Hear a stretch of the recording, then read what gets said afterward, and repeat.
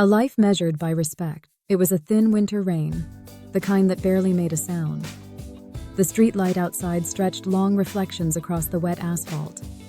James Song pushed open the front door, shaking the moisture from his coat. The house was quiet. His wife had already gone to bed. On the table lay a small note beside a packet of medicine. "I'm out of blood pressure pills. Please stop by the clinic tomorrow." James let out a slow breath. Lately, the word tomorrow felt heavier than it used to.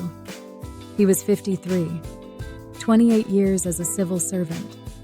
People said he didn't have much time left until retirement, but whenever they did, a calculator started running in his head.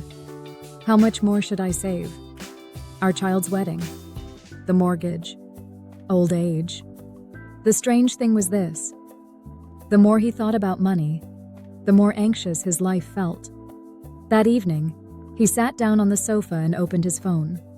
He meant to skim the news, but a recommended video caught his eye. The Role of Public Officials in Society, Part 1. He tapped it without thinking. There was no face on the screen, only a voice. Calm, firm, almost unsettling.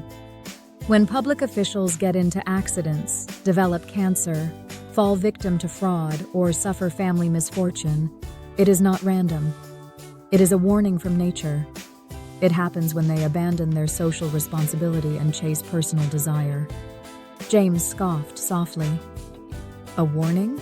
It sounded far too absolute. Illness and accidents didn't work that way. Life wasn't that simple. Too many innocent people suffered for that logic to be fair. And yet, he didn't stop the video. Public office is not a place to enjoy benefits. It is a place where society supports you so you can study society and grow yourself. Your salary is not personal wealth. It is study funding. James put the phone down and stared into space. Study funding. The phrase echoed in his head. For him, his salary had always been payment for endurance. Overtime. Complaints. Audits. Endless paperwork. Some days it felt like he dealt with documents, not people. On payday, he always thought the same thing. I earned this. But the video said something else. You were given this so you could become more than you are. His face grew warm. Was it anger? Embarrassment? Probably both. A few days later, something happened. The phone rang during lunch. An unfamiliar number. "Mr. Song, this is regarding a product you previously subscribed to." James almost hung up. Almost. But the words kept coming. Refund. Additional return. Year-end benefits. In times of anxiety, those words had weight. He checked his account. Clicked a link. Installed an app. 2 hours later, his balance was visibly smaller. His heart dropped. His fingers went cold. His head went blank. He called back. No answer. The app froze. At the police station and the bank, the same realization kept returning. I was foolish. But what hurt more was his wife's face, already forming in his mind. How could you fall for that? When he got home, he couldn't speak. He leaned against the wall by the door, shoes still on. His wife came out. What's wrong? I was scammed. Her eyes widened. Silence followed. That silence felt sharper than any words. Then she spoke quietly. Sit down. Breathe first. She handed him water. His hands shook, spilling it. She sighed, but placed a hand on his shoulder. The scammers are bad people. This isn't your fault. But lately, you've been thinking about money too much. I think that made you rush. Her words hit harder than blame. She was right. That night, James couldn't sleep. At 2 a.m, he played the video again. This time, it didn't feel like an accusation. It felt like a mirror. When hardship comes, don't cling to prayer alone. Study why it came. Adjust the direction of your life. The direction of my life. He thought about who he had been. When he first became a civil servant, his eyes were bright. He wanted to make people's lives easier. He tried to solve complaints, not deflect them. Colleagues used to say, "James does clean work." At some point, that changed. Complaints became annoying people. Regulations became shields. The office became a place to endure, not grow. "There's nothing I can do. That's not within my authority." He used those words often. They weren't wrong, but he had begun using them to protect himself, not people. The realization stung. James cried quietly, without sound.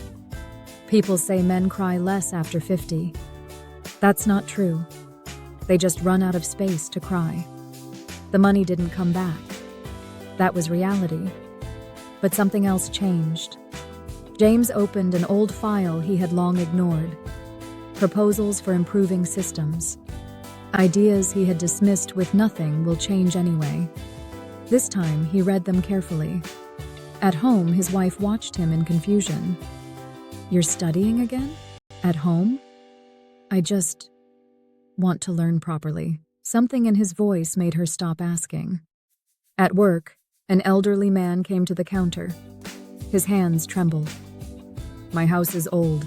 They say it's dangerous." I wanted to ask about support.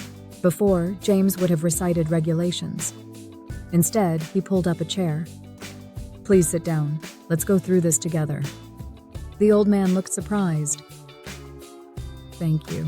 That single sentence stayed with James all day. On his way home, he looked up at the sky. Success, he realized, wasn't a number in a bank account. It was the moment someone felt safe in front of you. At a meeting, James spoke up. "This process is too complicated for citizens. Many give up halfway." The team leader frowned. "Why are you being difficult lately? That's the rule." James felt nervous but continued. "Rules matter, but when rules stop saving people, that's what we're supposed to study." Silence followed. Later, a junior colleague approached him. "Sir, what you said today meant a lot to me." That night, James told his wife.